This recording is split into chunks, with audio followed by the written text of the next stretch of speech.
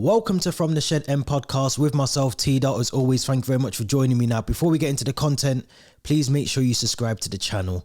Please, we appreciate that so much as well. We've seen a lot more people engaging with the channel, subscribing, commenting as well. So we appreciate that. We make sure we try and get back to everyone who makes their comments known in the field down below. So if you can see the comment section and it's empty, you got a thought, make sure you drop it in there as well. Don't forget to smash that like button and also subscribe to the channel as well. And just for those who like podcasts, we've got episode 63 now available on Spotify and other digital streaming platforms. So make sure you go and check out From the Shed End on Spotify. Just search for us. Episode 63, we talk Todd Bowley, we talk about summer transfers. We also give out some of our best and worst moments of the season in terms of player awards. So make sure you check that out as well. But let's get straight into today's content as well. We're talking about some of the latest news that's come out. I'm going to start, there's nowhere else to start really, about Jules Koundé.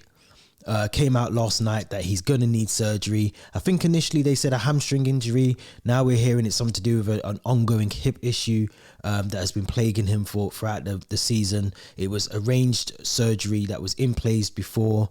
Once the season had ended, there was going to be some form of surgery required to repair whatever damage has been done to Jules Koundé's hip. So I'm going to be honest, Chelsea fans, I'm going to be honest. I see, obviously, Liverpool are signing Younes. Haaland's now gone to City. We were seeing Spurs making a good couple of transfers as well. And I do feel like we're panicking. We're panicking. It's the 14th of June, I think, today, or maybe 14th of June. We're panicking. We're panicking. There's no need for us to panic. We don't need to get into rushing transfers. I understand from a fan's perspective, we want to see new players holding the Chelsea shirt, signing on the dotted line. We want to see all that. I want to see it as well. I'm obviously one of the first people to want to bring in new faces if they're the right people. And I think we've got to remember, we want to try and get this right. So we don't want to be going out and rushing out, just signing people for the sake of it. And then 2 years later, we're moaning we've got loads of Deadwood, Bakayoko, Drinkwater, Baba Rahman. These sort of players still sitting on the books. So we need to get it right. And there's going to be a period of time when we will sign players. I think if anyone recalls when there were sanctions in place, Thomas Tuchel was asked on numerous occasions at different press conferences and different interviews, have we got a list of players that we want to sign? And he's always said yes. There's been a lot of scouting done by the team. There's been a lot of discussions behind closed doors about who Thomas Tuchel would like to come into the club.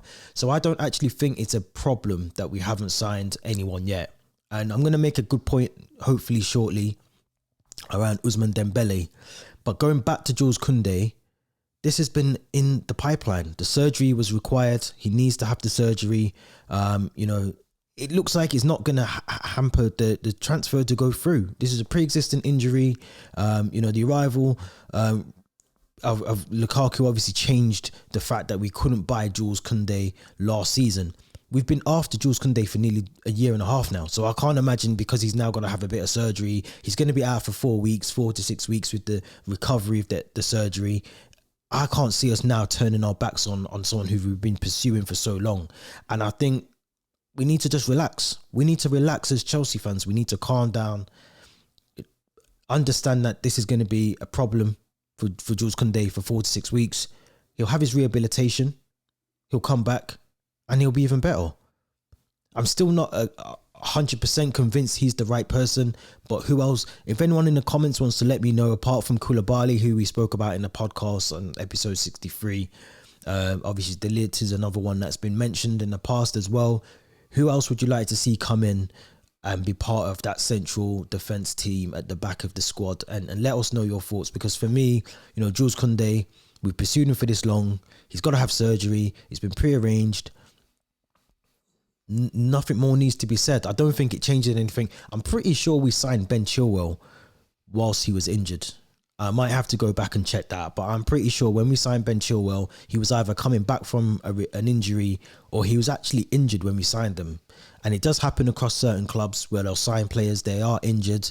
There's additional measures put in place in terms of medicals, etc. So I don't think this is a massive stopper. It's not a showstopper. It's not a blocker for us to be able to get Jules Koundé over the line. So yes, he's probably not everyone's favourite. He's potentially not my first name that I would have on the list of signings. There is obviously still the need for me personally to get more than one centre back in this window. So if it's Koulibaly and Koundé, then so be it. But my ideal option potentially, if we're talking about who I would like to sign, it will be delete and I was going to say Fofana, but it's not him. Who have I just been talking about? Koulibaly. Fofana is another option, but I think those would be my two that I'd like to see come into Chelsea. But we just have to give Koundé's time. We have to see what the club are going to do. I think we need to stop panicking as Chelsea fans. I think we're doing that a lot. We're seeing other clubs signing all these players. They've done their recruitment really well, so we have to give them a round of applause. You look at Spurs. Spurs are doing some really good business. They've just been able to get Basuma for 25 to 30 million pounds, which for me is an absolute steal for the way that he played at Brighton. We might actually regret not trying to get him because he's actually a really good midfielder. He's someone that we could actually utilise in a really good way. We're crying out for a midfielder. Obviously, as I mentioned, previously in the podcast that's just recently come out, I'm all in favour of Declan Rice, but Basuma as an option for the price that he's just gone to Spurs for, it kind of makes me wonder, did we miss out on a really good player? They've obviously hijacked the Perisic deal as well. They're building a small squad at Spurs, so we have to be careful. I do get the anxiety from certain fans seeing other teams building their squads as they go along, but we have to remember we've still got the core team there we need. We've still got our midfielders. Yes, we do need another 100%. We need to look at the defence, of course. We've still got Mendy as it stands today, which I think will change, but we still got Kepa as a backup. We've been linked with the goalkeeper from Chicago Fire. I'm going to be honest, I don't know anything about him, but he's in the pipeline. We've got Nathan Baxter coming back. We've got players coming back from loan who potentially might play a role next season. Conor Gallagher being the most obvious choice of those. So I think there's a lot of options, a lot of opportunities, and I think as things stand at the moment behind closed doors, there are things happening. Now I am going to move over to Ousmane Dembélé really quickly in terms of what I think for Ousmane Dembélé. Now, I had a conversation with someone not long ago, and my stance is still the same. Ousmane Dembélé, as far as I know, I might be wrong, but as far as I know, Ousmane Dembélé is still contracted to Barcelona. They offered him a deal very recently in terms of a new deal, new contract. I'm not sure where Barcelona are getting all this money from because they still want Lewandowski. They actually want Cesar Azpilicueta and also another player of ours, which I'll talk about shortly. But in terms of Ousmane Dembélé, he's still contracted as a Barcelona player. So at best, what we could potentially hope for, and what I think has potentially already happened as well, is a pre-contract has potentially been signed by Dembele and Chelsea. There is going to be an announcement potentially maybe at the end of this month, but I just don't see the rush. If he does come to the club, then I'm sure, we can't sign him and start him in pre-season tomorrow. So I don't understand the massive rush in terms of trying to get this deal done over the line. It doesn't look like he wants to go anywhere else but Chelsea. Thomas Tuchel's held numerous conversations with Ousmane Dembele. Dembele obviously previously worked with Thomas Tuchel. It just seems like it's going to happen. It's just a timing thing. And I think if that's the case, then there's no need to rush it. I think for me personally, at the end of the day, if he wants the move is there for him. If he wants to stay at Barcelona, then they've offered him a lucrative contract to sign. He hasn't, at as time as we're recording this, he hasn't accepted that. So my intuition would tell me that he wants to sign for Chelsea. He's just waiting for the contract that he's currently into to expire. So I think obviously there might be a pre-contract in place. If there isn't, then I would say there's some sort of verbal agreement, very, very similar to Jules Kounde in terms of the fact that there's been some sort of personal terms agreed. I would expect the same for Ousmane Dembele. It's just a thing around timing. Maybe there's been an agreement for the announcement to be made at the end of the contract as opposed to how Rudiger's was done and the fact that Rudiger's out of contract but is now moved on and etc etc. So I just think we need to hold our horses and just calm down a little bit as Chelsea fans. We will get the players in. I'm confident. There's going to be a marquee signing. We're going to recruit the best way we need to recruit. I think these things take time. This is not FIFA. This is not Football Manager. This is real life. So I think things will happen. It's going to take time. Yes, we're frustrated as Chelsea fans because we want to see the new signings come through the door.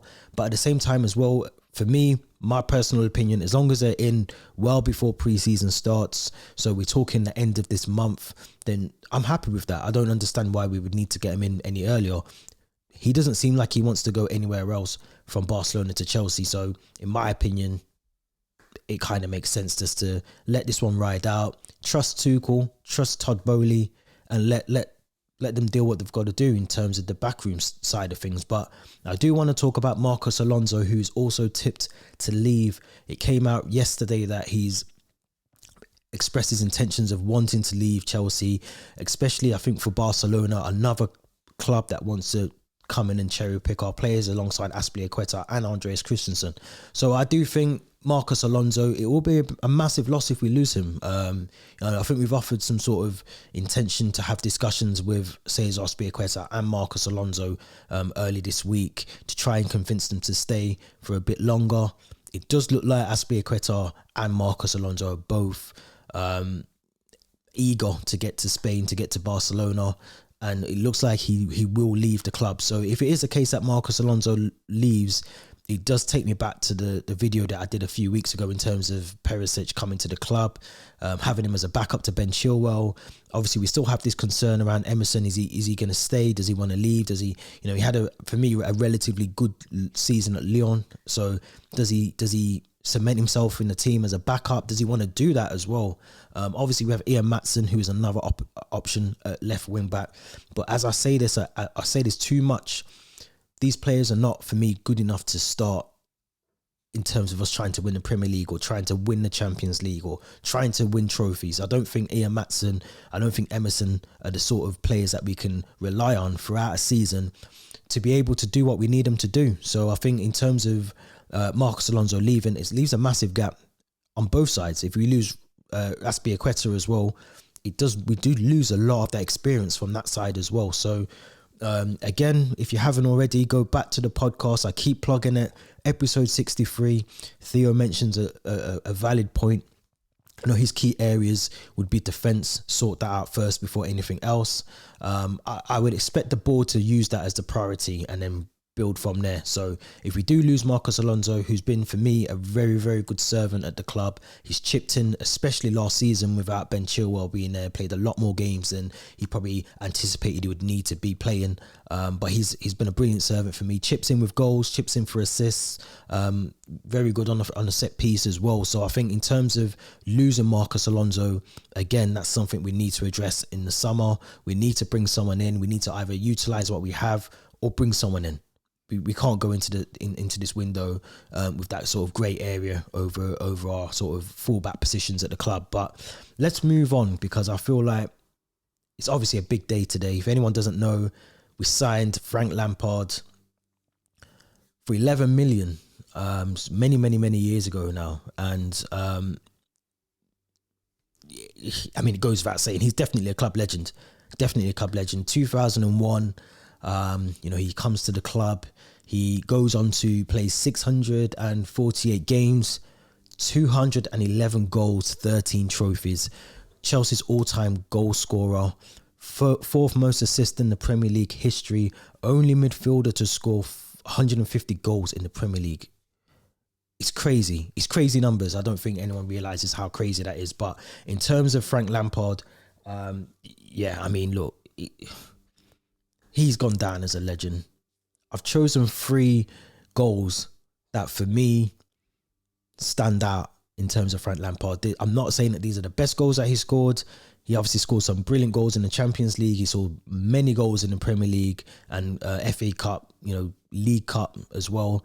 But for me, these are the 3 that stand out. When I think about Frank Lampard, these are my 3. I wouldn't even say they're my 3 favourite, but I think they're 3 goals that it kind of describes Frank Lampard in terms of goals. So my first one that I've gone for is Lampard versus Everton, December 2006 at Goodison.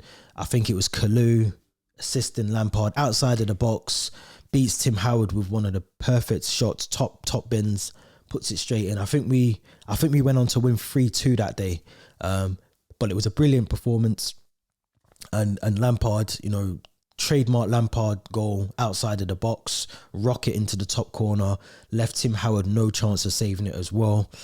The second goal I've gone for is Frank Lampard, Bolton, December 2001, his first Premier League goal for Chelsea. I think at the time, I think it was 4-1, but it's still, you know, brilliant goal. Again, trademark Lampard outside of the box, smashes a rocket straight into the back of the net. Went on then to score another 210 goals for the club after that as well, becoming the all-time goal scorer at Chelsea as well. But my favourite goal, and this is probably my favourite goal actually, I will say this is probably one of my favourite goals. It was against Hull City. It was 2013. We finished the game 2-1, and it's just outside the box, audacious chip from Frank Lampard. It looks easy, but it's very difficult to chip the goalkeeper from that length where he was and how he did it. The technique to do that, Frank Lampard for me arguably goes down. I think is one of the best midfield players in our generation we're ever going to see, and to have him in the club for so long that we did, for the money that, I mean, if we were trying to get Frank Lampard in today's world, we'd be talking about 150 million plus. He was that good of a player. Technically on and off the ball, you know, going forward, defensively he could do a job there as well. You know, he wasn't afraid to track back and win the ball. Obviously set pieces as well, free kicks. Obviously went on to represent his country many times as well. He's a legend. He's a legend of the club. You know, you have to credit him for that as well. So for me personally, my favorite goal, or one of my favorite goals, has to be the whole City one, because it was just cheeky. It was a cheeky goal, audacious, beats the keeper. Keeper potentially has a chance of saving it, but doesn't probably expect it to come in the way it did. But what a goal, and what a player as well. And obviously going on to manage the club that he played for many years.